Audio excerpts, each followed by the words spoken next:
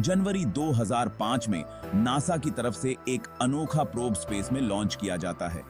इसका मिशन यह पता लगाना था कि आखिर अर्थ पर पानी आया कहां से। डीप इम्पैक्ट नामी यह प्रोब 27 करोड़ किलोमीटर ट्रेवल करने के बाद एक कॉमेट के करीब पहुंचता है और इसी कॉमेट में छुपे थे कई ऐसे राज जिन्हें पिछली कई सदियों से ढूंढा जा रहा था। आकाश रिफ्लेक्शन की वीडियोस में एक बार फिर से आप लोगों का स्वागत है।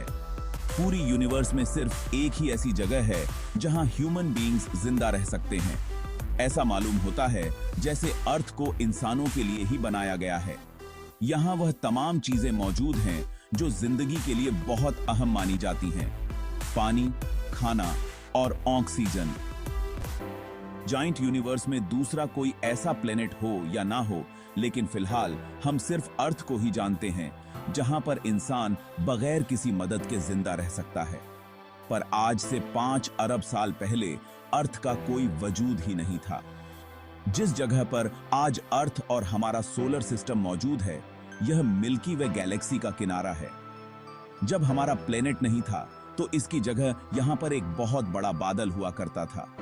एक ऐसा बादल जिसमें सिर्फ मिट्टी और गैसेस भरी हुई थीं। आखिर इस बादल में ऐसा क्या हुआ जो यह एक प्लेनेट में बदल गया? वही प्लेनेट जहां आज हम रहते हैं। मिट्टी और गैसेस के इस बादल को मॉलिक्यूलर क्लाउड कहा जाता है। इस बादल में डस्ट पार्टिकल्स थे जिसमें रेत, सिलिकॉन और मुख्तलिफ मेटल्स के जर्रे भी शामिल थे। इस बादल की पैदाइश मुख्तलिफ डेड स्टार्स की वजह से हुई थी। यूनिवर्स के शुरुआती वक्त में जिन स्टार्स ने अपना सारा फ्यूल जला दिया, वो फट गए और फटने की वजह से उनके जर्रे आसपास यूनिवर्स में फैल गए। यह थी आसमान में दिखने वाले बादल की तरह नहीं, बल्कि यह कुछ ऐसे दिखते हैं जिनको हबल स्पेस टेलीस्कोप की मदद से कैप्चर किया गया था। हैरत अंगेज तौर पर यह बादल 100 लाइट ईयर्स जितना बड़ा था। यानी इसके एक कोने से अगर कोई लाइट ट्रेवल करना शुरू हो तो इसको मॉलिक्यूलर क्लाउड के दूसरे कोने तक पहुंचने में 100 साल लग जाएंगे। आसान अल्फाज में समझा जाए तो सूरज और अर्थ के दरमियान जितना डिस्टेंस है, इससे 60 लाख गुना बड़ा यह मिट्टी का बादल था। यही वह बादल है जिसमें से नए स्टार्स और प्लेनेट बनते हैं। और जो ताकत, जो फोर्स इस बादल में से स्टार्स और प्लेनेट को बनाती है, वो है ग्रेविटी। जी हाँ, वही ग्रेविटी जो स्पेस में होती तो नहीं, बल्कि यह जनरेट होती है। स्पेस में दो ऑब्जेक्ट्स अपनी अपनी ग्रेविटी की वजह से एक दूसरे से जुड़ जाते हैं या एक दूसरे को अट्रैक्ट करते हैं।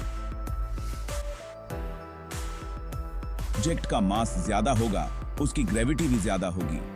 मॉलिक्यूलर क्लाउड के पार्टिकल्स इसी ग्रेविटी की वजह से एक दूसरे में जुड़ते गए। जो बड़े पार्टिकल्स थे, उन्होंने छोटे पार्टिकल्स को अट्रैक्ट करना शुरू कर दिया। यह पार्टिकल्स बहुत तेजी से एक दूसरे में टकराने लगे और इसकी वजह से एनर्जी जनरेट हुई, जिसने गोल घूमते हुए बादल के कोर को, उसके सेंटर को गर्म कर दिया। अगले करोड़ों सालों तक यह प्रोसेस ऐसे ही चलता रहा और मॉलिक्यूलर क्लाउड का कोर बड़ा भी होता गया, ज्यादा तेज भी घूमने लगा और ज्यादा गर्म भी हो गया। और एक वक्त के बाद यह बहुत बड़ा फायरबॉल हमारा सूरज बन गया। बचा हुआ मॉलिक्यूलर क्लाउड अब इसी सूरज के गिर्द घूमने लगा। इसमें मौजूद पार्टिकल्स और गैसेस से ही सोलर सिस्टम के प्लेनेट, जिंदगी और उन प्लेनेट के गिर्द घूमने वाले चांद बनेंगे। आखिर कैसे, यह एक मिस्ट्री थी, लेकिन अब नहीं है। मॉलिक्यूलर क्लाउड से स्टार यानी सूरज बनने के बारे में पहली बार एक हाइपोथेसिस 1700 में जर्मन फिलोसोफर इनुअल कांट और फ्रेंच स्कॉलर पियर साइमन की तरफ से पेश किया गया, लेकिन उस वक्त यह सिर्फ एक आइडिया था। उसके बाद 1920 और 1950 के बीच में जब टेलीस्कोप्स काफी एडवांस होने लगे तो एस्ट्रोनॉमिकली स्कोप की मदद से पॉसिबल नहीं था।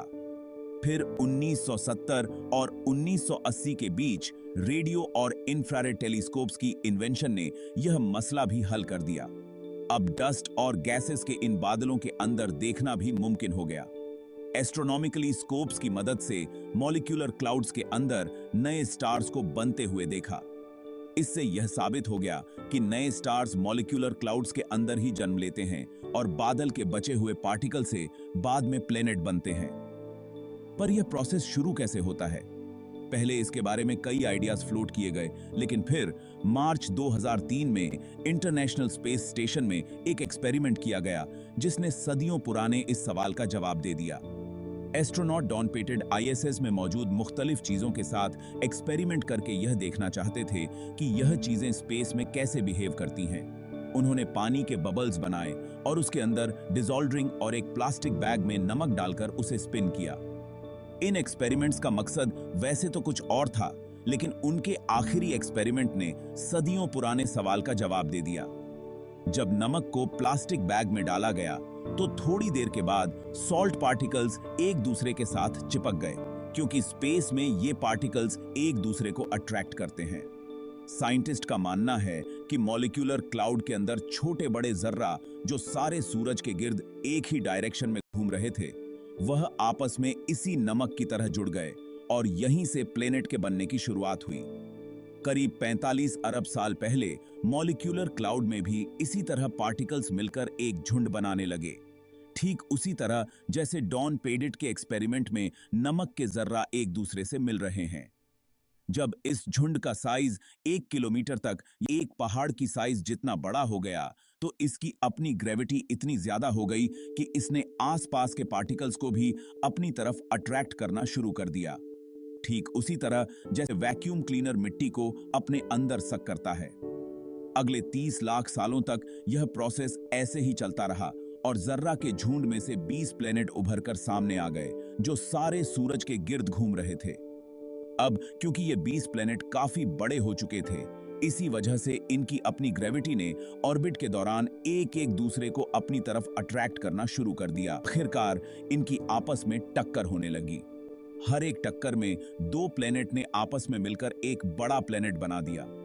वक्त के साथ साथ इन टक्कर की वजह से सोलर सिस्टम में जहां पहले 20 प्लेनेट थे, वो अब सिर्फ चंद प्लेनेट ही रह गए, जिसमें वीनस, मर्क्यूरी, मार्स और हमारा अर्थ भी शामिल है। पर यह अर्थ उस वक्त ऐसा नीला और जिंदगी से भरपूर नहीं था, बल्कि ये कोलिजन की वजह से आग बगोले की तरह काफी गर्म था। एस्ट्रोनॉमिकली ऑर्गेनिस्ट आ भी गया तो यह सेकंड से भी कम टाइम में भाप बनकर खत्म हो जाएगा। अर्थ में जिंदगी के आसार सिर्फ तभी उभर पाएंगे जब इसका टेम्परेचर गिरेगा। लेकिन जब तक यह ठंडा होता, इसे अपनी एजिस्ट मेंस के लिए अभी सबसे बड़े खतरे का सामना करना था, सोलर स्टॉर्म। जी हां, सूरज से निकलने वाली शआएं जब भी किसी प्लेनेट में दाखिल होती हैं तो वह उसके एटमॉस्फेयर को काफी नुकसान पहुंचाती हैं। यही सोलर स्टॉर्म्स दूसरे प्लेनेट में भी आते हैं और इसकी वजह से यहां जिंदगी का बढ़ना मुमकिन नहीं होता। ज्यादा दूर जाने की जरूरत नहीं, मार्स जो अर्थ का पड़ोसी प्लेनेट है, वहां पर सोलर स्टॉर्म्स ने जिंदगी के चांसेस को खत्म कर दिया है।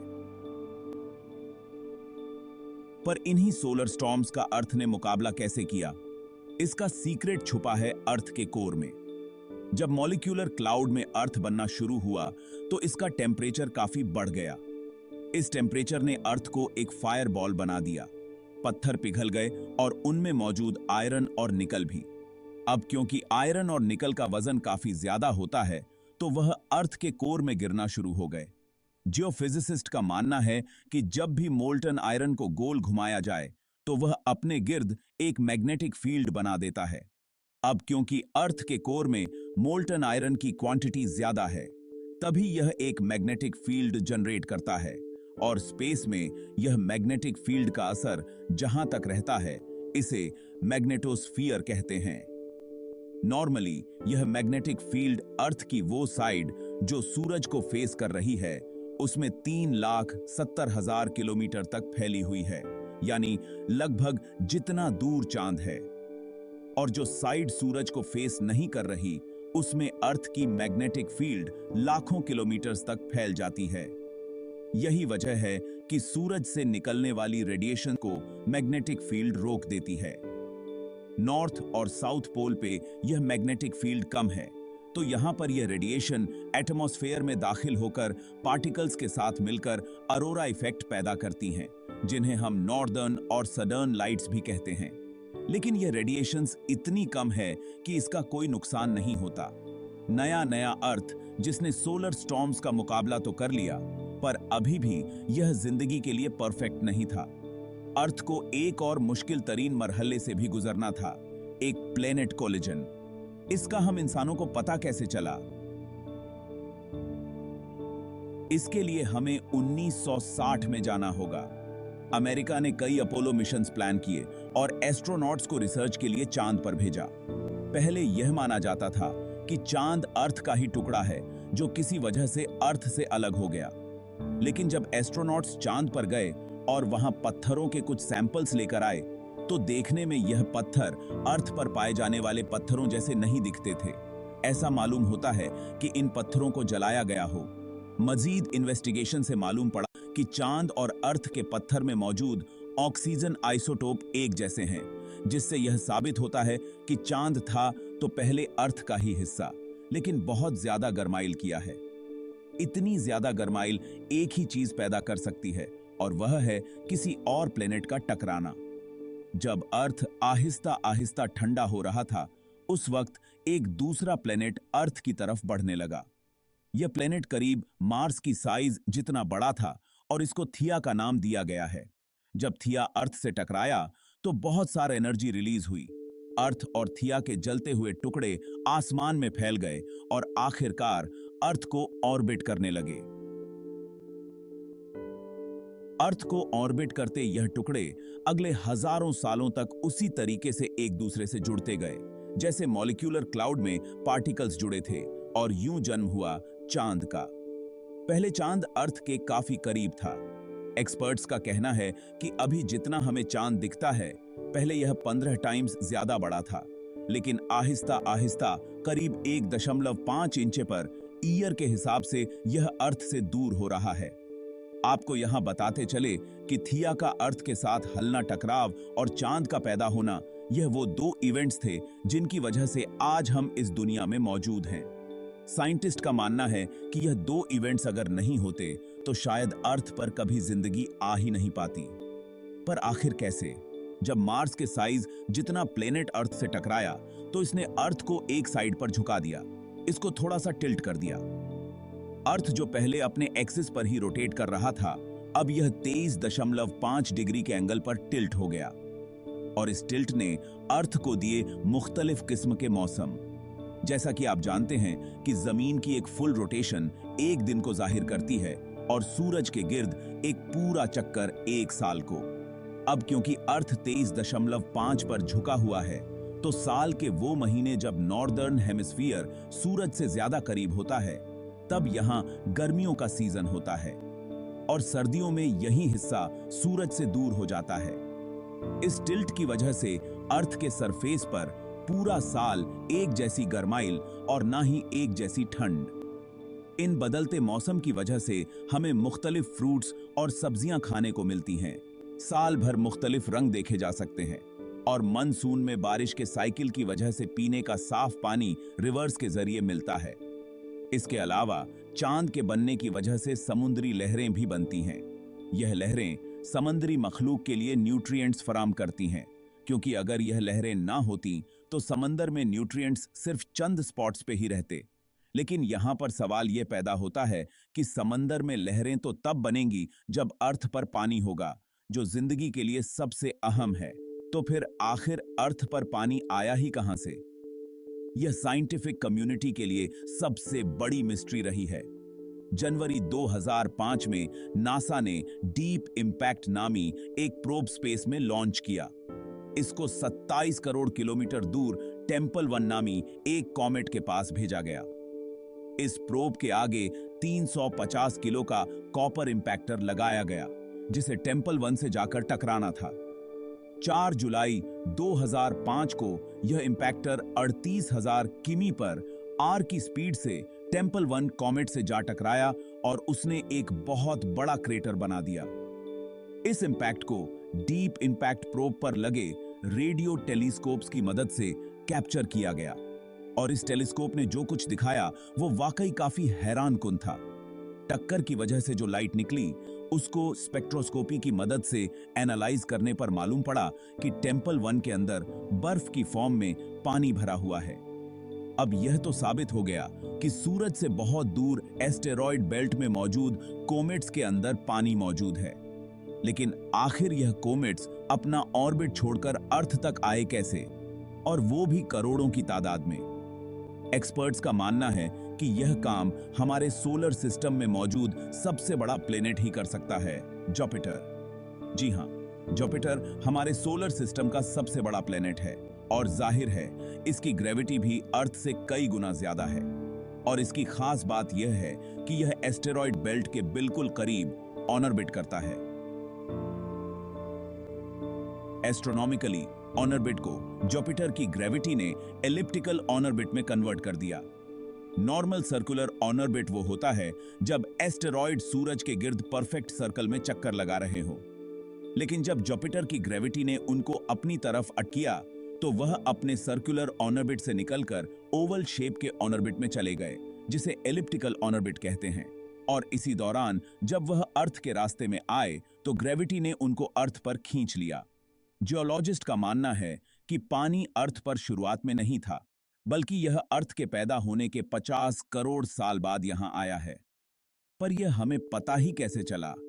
जर्कन एक मिनरल है जो पत्थरों में पाया जाता है और इसके बनने के लिए पानी बहुत जरूरी है। और क्योंकि इसमें यूरेनियम के जर्रा भी होते हैं, इसी वजह से रेडियो एक्टिव डिके की मदद से इसकी एज का पता लगाया जा सकता है। अभी तक अर्थ पे मौजूद जितने भी जर्कन के सैंपल्स की एज निकाली गई है, उससे मालूम होता है कि वो 4 अरब साल पहले बने थे, यानी अर्थ पैदा होने के 50 करोड़ साल बाद। मॉलिक्यूलर क्लाउड से अर्थ की पैदाइश, मार्स जितने बड़े थिया का टकराना, अर्थ का टिल्ट होना और चांद की वजह से समंदर में लहरें पैदा होना, करोड़ों किलोमीटर दूर जुपिटर की वजह से अर्थ को पानी मिलना, जिंदगी के आसार बेहतर होते दिखाई देते हैं। यहां तक अर्थ का टेम्परेचर काफी हद तक गिर चुका था, करीब 100 डिग्री सेल्सियस तक। लेकिन जिंदगी के लिए सबसे अहम चीज अभी भी अर्थ में नहीं थी, ऑक्सीजन। तो अब आप मुझे कमेंट सेक्शन में बताएं कि अर्थ के एटमॉस्फेयर में ऑक्सीजन कैसे से आया।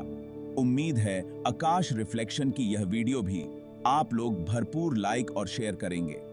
आप लोगों के प्यार भरे कमेंट्स का बेहद शुक्रिया। मिलते हैं अगली शानदार वीडियो में।